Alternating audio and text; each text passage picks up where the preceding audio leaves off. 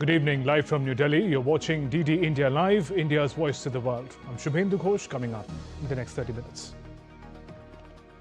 Ushering in a new dawn of self-reliance in the aviation sector, Prime Minister Modi virtually inaugurates Safran Aircraft Engine Services India facility in South Indian city of Hyderabad.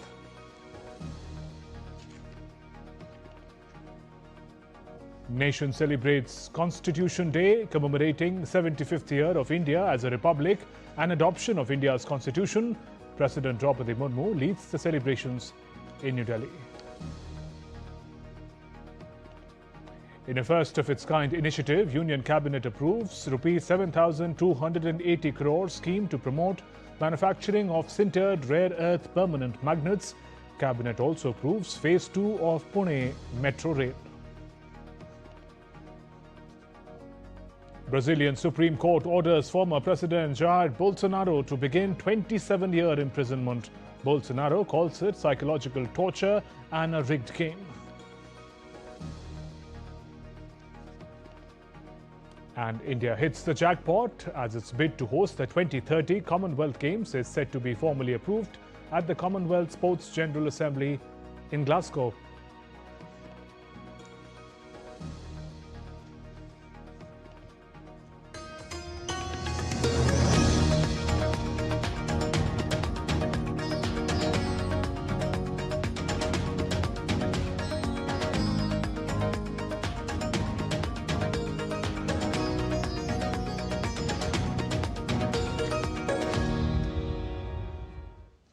Marking a huge step towards the goal of Atmanirbharta or self-reliance in the aviation sector, Prime Minister Narendra Modi today inaugurated the Safran Aircraft Engine Services India or SAESI facility in Hyderabad via video conferencing. SAESI is Safran's dedicated maintenance, repair and overall facility for LEAP or leading-edge aviation propulsion engines which power the Airbus A320neo and Boeing 737 MAX aircraft. The establishment of this facility marks a significant milestone as it not only is one of the largest global aircraft engine MRO facilities, but also the first time a global engine OEM, that's original equipment manufacturer, has set up an MRO operation in India. Prime Minister said this new facility will help establish India as a global MRO hub, will also open new opportunities for the youth. Bharat की airline कंपनियों ने 1500 से ज्यादा नए aircraft का order दिया है। साथियों, भारत के एविएशन सेक्टर में तेज एक्सपेंशन के चलते maintenance, repair and overhaul MRO की सुविधाओं की जरूरतें भी बढ़ रही है। हमारा 85% एमआरओ का काम देश के बाहर होता रहा है। इससे खर्च बढ़ता था, समय ज्यादा लगता था और एयरक्राफ्ट लंबे समय तक ग्राउंडेड रहते थे। ये स्थिति भारत जैसे विशाल एविएशन मार्केट के लिए ठीक नहीं थी। इसलिए आज भारत सरकार देश के दुनिया के एक बड़े एमआरओ केंद्र के रूप में विकसित कर रही है। अब पहली बार देश में एक global OEM deep level servicing की सुविधा स्थापित कर रहा है। साथियों, साफरान की ग्लोबल ट्रेनिंग, नॉलेज ट्रांसफर और भारत के इंस्टीट्यूशंस के साथ साझेदारी, इससे देश में एक ऐसी वर्कफोर्स तैयार होगी जो आने वाले वर्षों में पूरे एमआरओ इकोसिस्टम को नई गति, नई दिशा देगी। Prime Minister Modi added, with strong growth, stability, talent and welcoming investment mindset, India shows that investing in it is one of the decade's smartest decisions. साथियों, भारत के पास तेज ग्रोथ है, स्थिर सरकार है, रिफॉर्म से जुड़ा माइंडसेट है, बहुत बड़ा यंग टैलेंट पूल है, एक विशाल डोमेस्टिक मार्केट है और सबसे खास बात, भारत में निवेश करने वालों के लिए हम सिर्फ इन्वेस्टर नहीं बल्कि को क्रिएटर मानते हैं। हम उन्हें विकसित भारत की जर्नी के स्टेक होल्डर मानते हैं। इसलिए मैं सभी इन्वेस्टर्स से कहूंगा, India is proving why betting on India is the smartest business decision of this decade.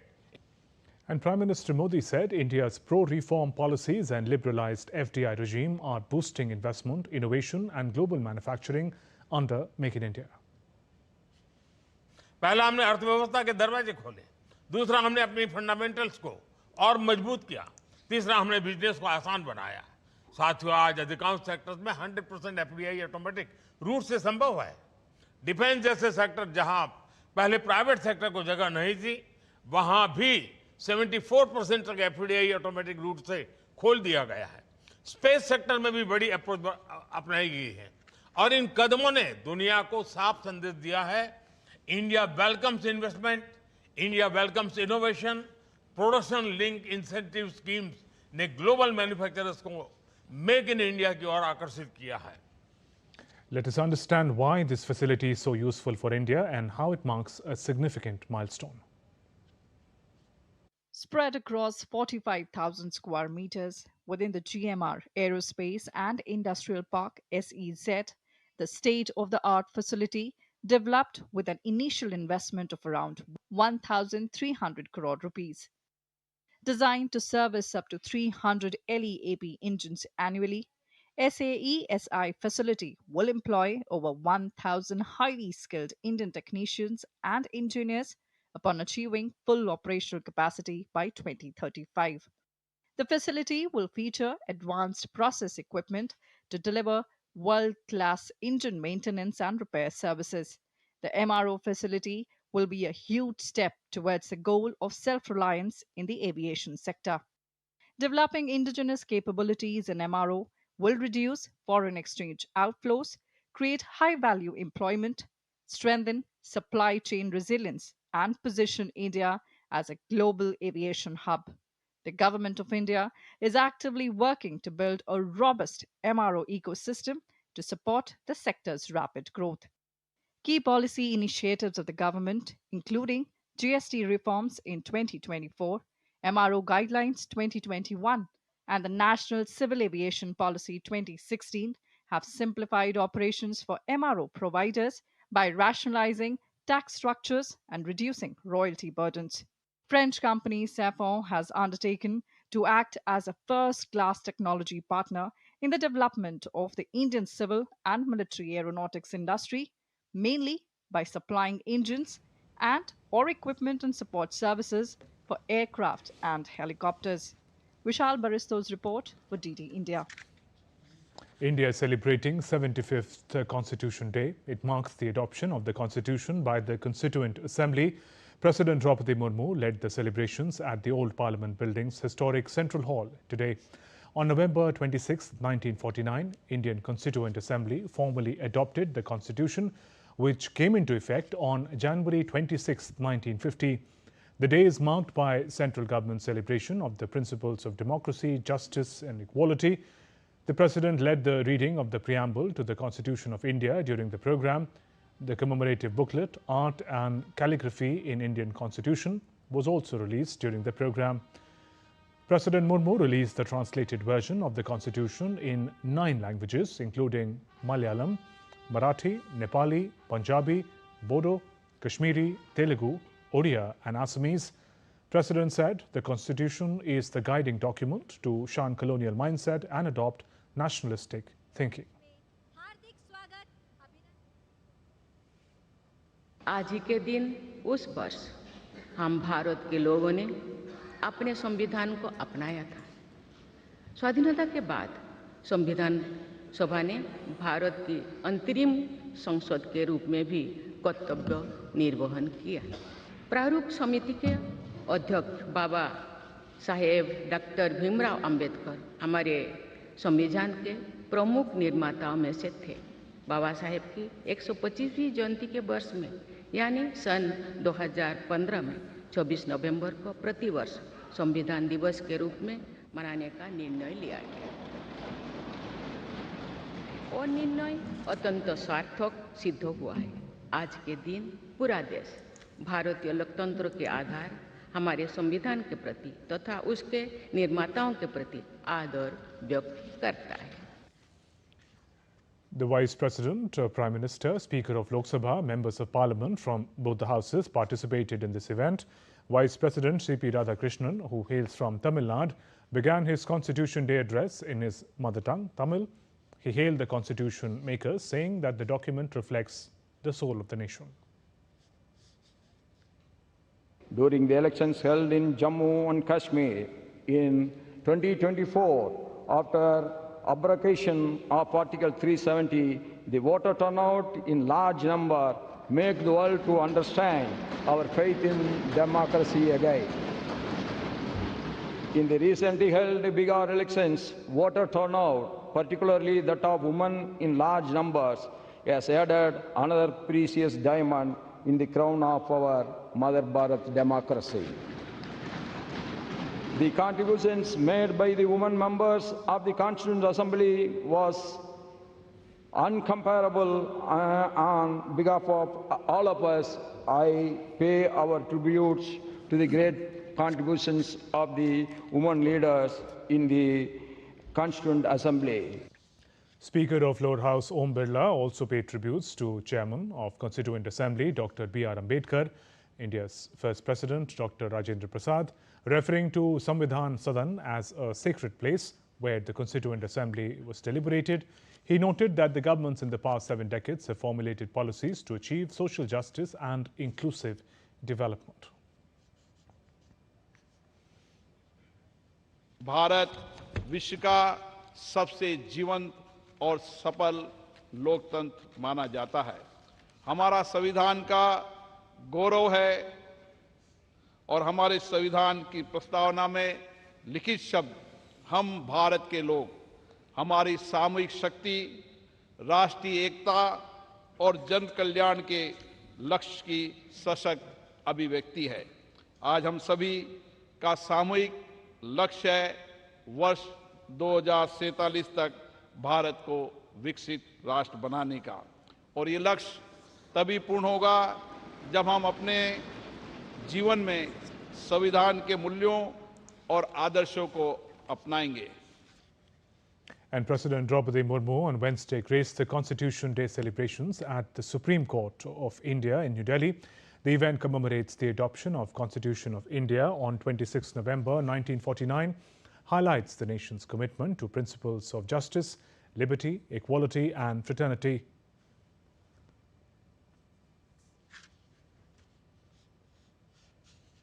In other news, the Union Cabinet on Wednesday approved multiple development projects, including 7,280 crore rupees scheme to promote domestic manufacturing of sintered rare earths permanent magnets. Briefing the press about the Cabinet's decision, Union Minister Ashwani Vaishnav spoke about the core highlights of the decision.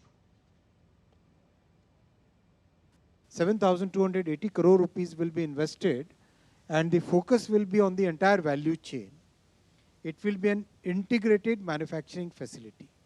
Up to 5 units will be established, each one having 1,200 metric tons per annum capacity. The Cabinet also approved Phase 2 of the Pune Metro's Line 4 and 4A at a cost of 9,857 crore rupees. The corridors will connect major IT hubs, residential clusters and commercial zones. Union Finance Minister Nirmala Sitharaman on Wednesday chaired the 13th pre-budget consultation in New Delhi with experts and stakeholders from various sectors.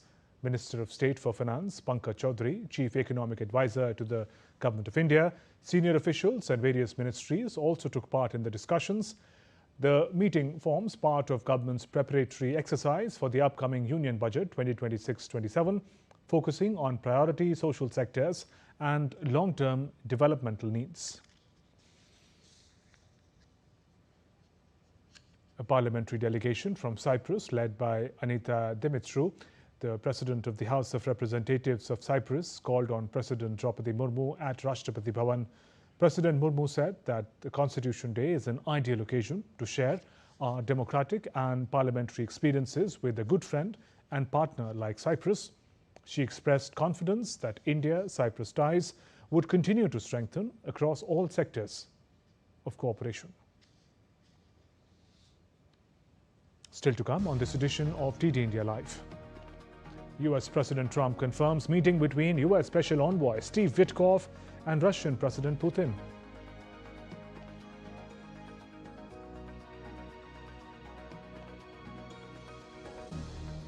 INS Vikrant sets step at the port of Colombo on invitation of Sri Lanka Navy to join the forthcoming International Fleet Review 2025. And India suffers their heaviest defeat by runs at home in Test match as South Africa sweeps the series 2-0.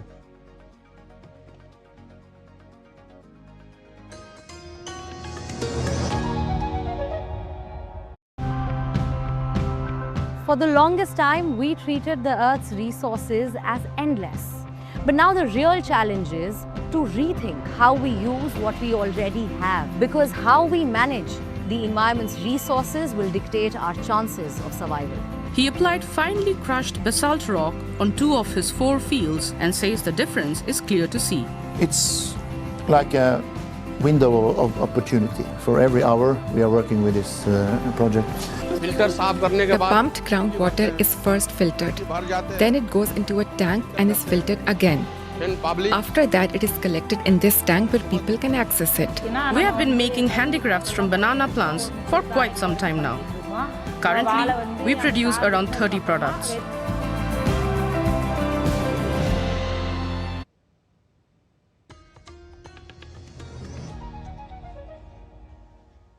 Welcome back. You're watching DT India Live. I'm Shubhendu Ghosh. Brazil's Supreme Court on Tuesday ordered former far-right President Jair Bolsonaro to begin 27-year prison sentence for a coup plot against his successor, a climax 2 years of political turmoil.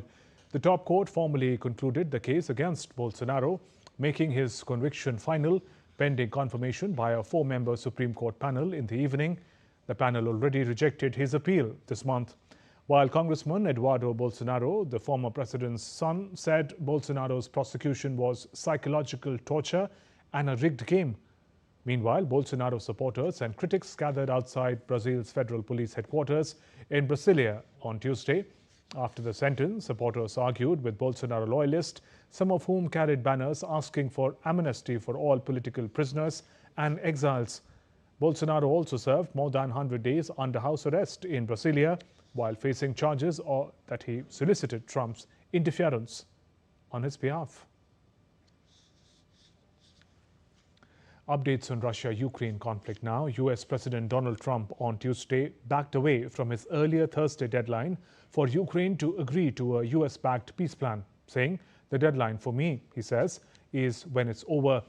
Trump said US negotiators were making progress in discussions with Russia and Ukraine, and Moscow had agreed to some concessions. Trump said his envoy, Steve Witkoff, would be meeting with Russian President Vladimir Putin in Moscow, and his son-in-law, Jared Kushner, was also involved. They're going to keep talking. They're talking to Russia now. Steve Witkoff is going over, maybe with Jared. I'm not sure about Jared going, but he's involved in the process, smart guy, and they're going to be meeting with President Putin, I believe, next week in Moscow. Ukraine's President Zelensky said on Tuesday Kiev was ready to advance a US-backed framework for ending conflict with Russia and discuss disputed points with President Trump.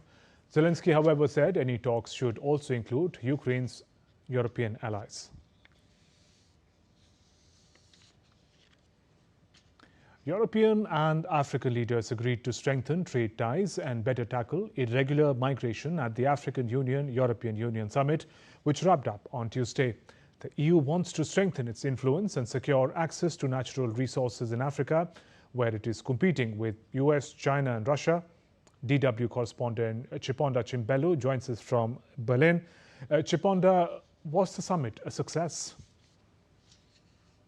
Well, some agreements, of course, were reached on increasing trade and reducing irregular migration to Europe. But the verdict on the success of the summit itself will really depend on whether both the European Union and the African Union deliver on their pledges. Now, the EU is promising to invest up to 150 billion euros on infrastructure projects in African countries by 2027 through the Global Gateway. Now, the Global Gateway was actually set up to compete with China's Belt and Road Initiative to help countries in the Global South improve their infrastructure. Now, for the EU, a lot of this is about getting access to critical raw materials from African countries, and that would be including raw materials like rare earths, copper, cobalt, and lithium. In the larger context, how crucial is EU-Africa partnership? Well, the EU is Africa's top trade partner. A third of African exports actually come to Europe. Now, in 2023, the trade in goods and services actually reached 467 billion euros, and that's according to EU data. Now, the EU is also the leading source of foreign direct investment to Africa. Now, Europe does have an interest in Africa's economic and political stability because of the impact of many crises on the continent being felt here in Europe, especially when it comes to irregular migration, which is a polarizing topic on the European continent. And that is why we heard the European Commission President Ursula von der Leyen say that Europe's and Africa's prosperity are connected. And that is also because economic progress and political stability in Africa would, of course, help reduce the number of irregular migrants to Europe. The summit is concluded, but what can we expect going forward? A lot will be riding on whether the EU does deliver on its promises, and of course also what other countries like the US, China, Turkey, or even the Gulf states are doing on the African continent. Now, the EU is trying to emphasize that its projects are greener and it also protects human rights. But of course, from what we have seen, there's been a clear lack of a clear strategy for investing in Africa, and that has helped China especially make inroads on the continent. And in recent years, Brussels has of course been more focused on the war in Ukraine, which is right at its doorstep. And while that of course does impact security here in Europe, it is still important for the European Union not to lose sight of what is happening on the African continent, because of course the political and economic stability on that continent also have an impact on Europe. Shipwanda Chimbelu, thank you for joining us with those updates. The Indian Navy's indigenous aircraft carrier INS Vikrant arrived today at the port of Colombo on invitation from Sri Lankan Navy to join the forthcoming International Fleet Review 2025. A large crowd, including many children and members of the Indian diaspora, gathered at Colombo port to greet the towering warship, marking a significant moment for maritime diplomacy. This is the first ever foreign visit by INS Vikrant. Commissioned in 2022 as India's first fully indigenous aircraft carrier, it represents a major milestone for the Indian Navy. The visit continues a long tradition of goodwill between India and Sri Lanka, cementing mutual trust and cooperation. The Sri Lankan Navy is conducting its fleet review as part of its 75th anniversary celebrations and will bring together ships from several countries, reflecting Colombo's ambition to underscore its growing role in regional maritime diplomacy. India's bid to host the 2030 Commonwealth Games is set to be formally approved at the Commonwealth Sports General Assembly in Glasgow today. During the assembly, members of Commonwealth will take the final decision regarding the host of the Games. Earlier, Indian city of Ahmedabad was recommended as the host city for the multi-sports tournament by Commonwealth Sports Executive Board. India faced competition from Nigerian city of Abuja, but the board decided to consider the African nation for the 2034 edition. The 2030 edition will mark 100 years of the Commonwealth Games, which was held for the first time in 1930 in Canada. India last hosted the Games in 2010. South Africa clinched the series 2-0 on day 5 of the second test against India at the ACS Stadium in Guwahati. India began the final day under immense pressure, chasing an improbable 549 to win. The hosts were bundled out for just 140 runs, falling short by 408 runs. Off-spinner Simon Harmer produced a match-winning spell, taking 6 wickets to dismantle India's batting lineup. The victory gave South Africa their first Test series whitewash over India in 27 years, underlining their dominance in the contest.